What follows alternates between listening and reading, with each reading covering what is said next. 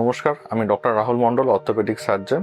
আমরা আজকে হাঁটু ব্যথা নিয়ে দু একটা কথা আলোচনা করব।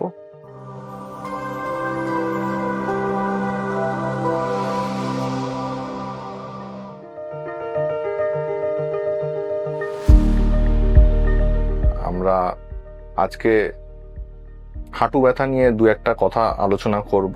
প্রথমত হাঁটু ব্যথা, যেটা লোকের প্রশ্ন থাকে, আমার হাঁটু ব্যথা হচ্ছে, খুব খারাপ অবস্থা, আমার কি অপারেশন লাগবে, নি রিপ্লেসমেন্ট লাগবে? না, এরকম একদমই না। হ্যাঁ, আপনার হাঁটু হয়তো সেরকম কিছু নাও হতে পারে, বা হাঁটুর এক্সরে খারাপ এলেই যে আপনার নি রিপ্লেসমেন্ট লাগবে সেরকম নয়। কিছু লাইফস্টাইল মডিফিকেশন, অর্থাৎ বাবু বয়ে না বসা, হাঁটু মুড়ে কাজ না করা, পুজো টেবিল চেয়ারে বসা বা নামাজ টুলে বসে পড়া, এবং হাঁটু মুড়ে কোনো রকম না কাজ করলে হাঁটু ব্যথা অনেকটাই কমে যেতে পারে। যেটা তথাকথিত ধারণা যে হাঁটুতে বেল পড়লে আরাম হয়, হাঁটুতে বেল পড়লে সাময়িক আরাম হয়, হাঁটুর বেল্টের উপকারিতা খুব একটা কিছু নেই। হাঁটুর বেল্ট কখনোই আপনার হাঁটুর বিকল্প হতে পারে না, কিন্তু বেল্ট বেশি সময় ধরে, অনেক দিন ধরে যারা ইউজ করে তাদের হাঁটু কম ইউজ হওয়া বা কোয়াড্রিসেপস অ্যাট্রফি হয়, তার জন্য হাঁটুর মাসেল স্ট্রেংথ কমে যায় এবং হাঁটুর ক্ষয়ের রেট ত্বরান্বিত করে যদি প্রলং ইমোবিলাইজেশন বা প্রলং বেল্ট ডিপেন্ডেন্সি আসে। তো বেল্ট ডাক্তারের পরামর্শ ছাড়া অযথা বেল্ট পরবেন না, বা কোনো রকম ওষুধ বা তেল বা সাপ্লিমেন্ট হাঁটু ব্যথার জন্য নেবেন না। হাঁটুর ব্যথার জন্য কোয়াড্রিসেপস এক্সারসাইজ সবচেয়ে কমনলি দেওয়া হয়, এটা অবশ্যই করবেন এবং যেগুলো বললাম এগুলো মেনে চলবেন, এবং অবশ্যই ডাক্তারবাবুর সাথে যোগাযোগ করবেন। হাঁটুর ব্যথা বা অস্টিওআর্থ্রাইটিসটাকে রেডিওলজি অর্থাৎ এক্সরে ফিচার অনুযায়ী 4 রকম ভাগে ভাগ করা হয়।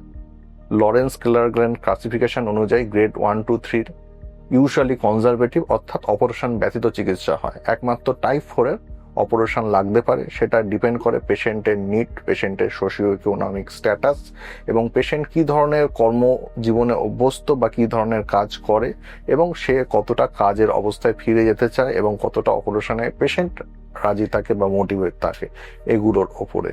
এবং অপারেশন ব্যতীত ওষুধের মাধ্যমে, ব্যায়ামের মাধ্যমে, ফিজিওথেরাপির মাধ্যমে, এবং অনেক সময় হাঁটুতে ইনজেকশন, এবং ইনজেকশনও আবার অনেক রকমের হয়, স্টেরয়েড ইনজেকশন বা নন স্টেরয়েডাল পেন মেডিকেশন, এবং অনেক কিছু জেলি টাইপের ইনজেকশন পাওয়া যায়, হ্যাঁ, যেরকম হায়ালিউরন বা কন্ড্রোটিন সালফেট, এই ধরনের ইনজেকশন দেওয়া হয়।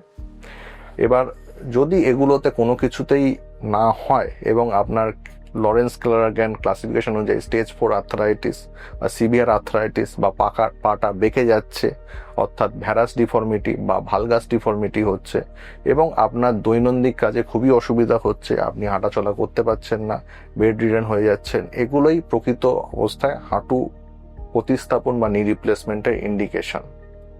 আমরা এসকার সঞ্জীবনীতে এই ধরনের সমস্ত চিকিৎসা প্রদান করি, এবং হাঁটু ব্যথার ব্যাপারে আমরা কোনো সমস্যায় আপনারা পড়লে আপনারা আমাদের পরামর্শ নিতে পারেন এবং যোগাযোগ করতে পারেন। নমস্কার।